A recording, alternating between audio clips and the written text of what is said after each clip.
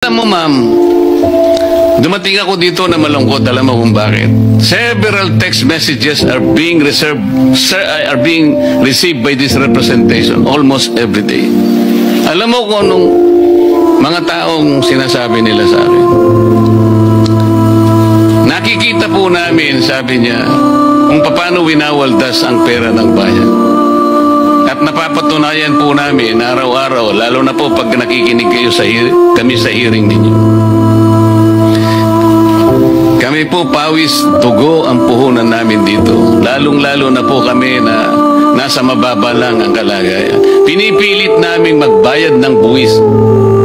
Pero ganito po bang kinapupuntahan ng aming buwis na binibigay? Pwede po ba, kanya, Senator?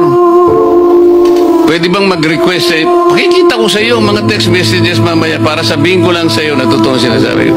Pwede bang ilaban nyo kami na next year wag muna kami magbayad ng buwis? Sapagkat ito palang kinapupuntahan. What do you think I should tell them? Can you help me provide an answer to these people? Mr. BIR, kung nandiyan ka pa po. Can you help me tell them kung anong dapat kong sabihin sa kanila?